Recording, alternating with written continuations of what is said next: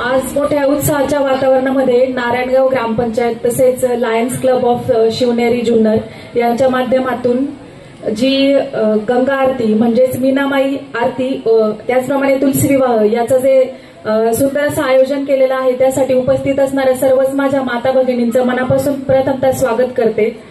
भगवान शंकराने कार्तिक पौर्णिमेला त्रिपुरासुराचा वध केल्याने या दिवशी देवतांनी दीपपूजन करून किंवा दिवे लावून हा जो सण आहे तो साजरा केला। त्यामुळे आजच्या दिवशी हे दीप प्रज्वलन किंवा नदीमध्ये दिवे सोडणे हा जो उपक्रम आहे तो केला जातो असं म्हटलं जातं। या मंगलमय वातावरणामध्ये एकच प्रार्थना करेन की जो सध्या महत्वाचा प्रश्न जो भेडसावत आहे आपल्या सर्वसामान्यांना किंवा शेतकऱ्यांना तो म्हणजे बिबट्यामुळे जाणारे निष्पाप जीव, तो प्रश्न लवकरात लवकर मार्गी लागावा अशी परमेश्वरचरणी प्रार्थना करते। आणि तसेच आपल्या भावी जिल्हा परिषद सदस्य नेहाताई सुद्धा या ठिकाणी उपस्थित आहे। अतिशय शांत, संयमी आणि सालस स्वभावाच्या अशा या नेहाताई असून त्या सामाजिक जो वारसा आहे, जो बाबूभाऊचा संघर्ष आपण गेल्या 15-20 वर्षापासून पाहत आहोत तो त्यांनी सुद्धा पाहिला आहे। आणि त्या त्यांच्या सोबत असताना आणि जो एक महिला म्हणून त्यांनी जो त्यांना आधार दिला किंवा आपण आता जनरली बघायला गेलं तर आपला जो हजबंड आहे किंवा नवरा आहे तो दिवसभरच समजा समाजसेवक असेल तर महिला म्हणून आपली त्या व्यक्तीकडे तक्रारच असते की का तुम्ही एवढा सगळा वेळ देता समाजाला। आता त्या बघतील स्वतः की वेळ किती द्यावा लागतो। आणि ताई तुम्हाला आम्हा सर्व महिलांचा मनापासून पाठिंबा असणारे हे सुद्धा या निमित्ताने सांगू इच्छिते। कारण ही एक महिलेला आपण स्वतः एक स्त्री म्हणून आपण तिच्या पंखांना बळ देऊया आणि तिच्या या लढ्यामध्ये सामील होऊया असं मला वाटतं। सर्वांना या त्रिपुरारी पौर्णिमाच्या मनापासून खूप शुभेच्छा व्यक्त करते। थांबते, धन्यवाद। व्यासपीठावर उपस्थित असलेल्या शुभदाताई, सरपंचताई असे म्हणेन, त्यानंतर सर्वांचेच लाडके बाबूभाऊ, लायन्सचे अध्यक्ष मुंडलिक सर, मिसेस मुंडलिक आणि सगळ्या माझ्या मैत्रिणी असणाऱ्या ग्रामपंचायत सदस्य आणि जमलेल्या सर्व माता भगिनी आणि माझ्या मैत्रिणी।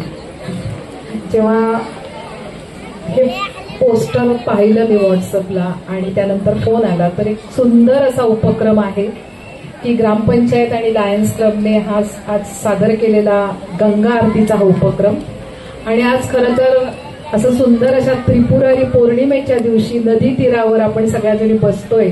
खरं तर एक दुसरी महिला कोणी येणार नाही दिवे सोडायला किंवा असं बसायला, पण आज सगळ्या जणी आल्यात त्यामुळे खूप छान वाटतंय। आणि ह्याच्यासाठी नक्कीच लायन्स आणि ग्रामपंचायतीचे आम्ही सर्वजणी आभार मानतो आणि हा कार्यक्रम नेहमीच पुढे चालू ठेवा अशी आमची विनंती पण असेल। आणि पहिलं असं तुळशीचं लग्न असेल, एवढ्या भरपूर उपस्थित एवढे म्हणजे वऱ्हाडी मंडळी असतील तुळशीच्या लग्नाला, असं छान तुळशीचं लग्नही आपल्याला पाहायला मिळेल।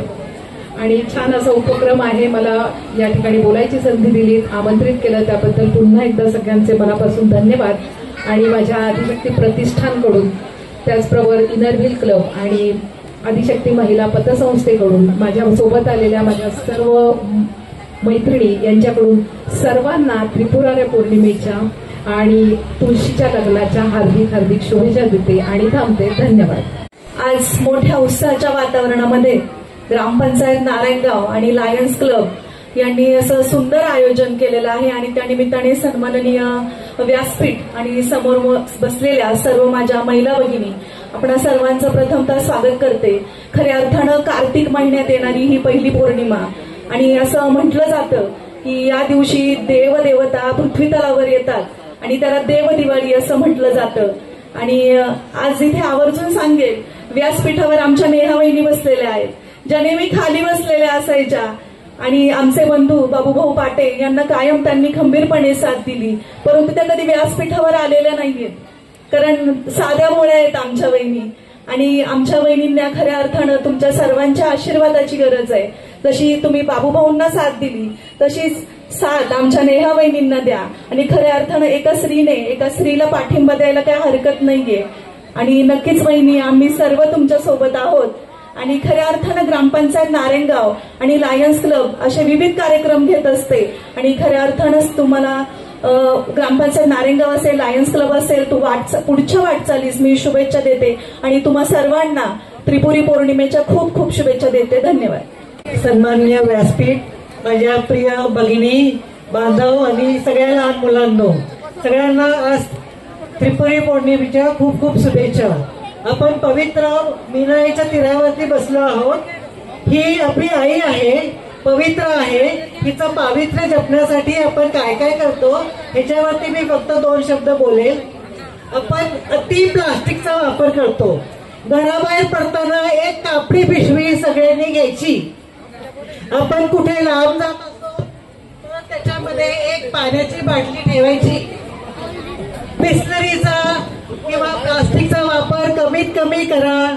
नदी स्वच्छ ठेवली पाहिजे. आपली आई येते, आपली जीवनदायी येते, तिच्यासाठी आपण जेवढं आपल्याला शक्य असेल ते करावं. कमीत कमी हे तर आपण करू शकतो. बाहेर गेला, पिशवी घेतली, भाजी घेतली, किराणा माल घेतला, अजून एक प्लास्टिक. हे प्लास्टिक जातं कुठे? सगळं नंतर गावून नदीतनं पुढे समुद्राकडे जातं. प्लास्टिकचं विघटन होत नाही, ते तिथेच राहतं. त्याचे थरावर थर होतात, त्याच्यातनं केमिकल बाहेर पडतं. तर आपल्या परीने जे आपल्या घरातला जो ओला कचरा आहे तो घरातल्या घरात कसा जिरवायचा, थोडी झाडं लावा, ते घरात खत करा. शक्यतोपर्यंत आपला कचरा कसा नदीला जाणार नाही ह्याचा प्रयत्न करा. तुम्हाला सगळ्यांना खूप खूप शुभेच्छा. आणि मी तुम्हाला आवाहन करते की आजपासून रोज एक कापडी पिशवी आणि पाण्याची बाटली घेऊनच घराबाहेर पडायचं. धन्यवाद.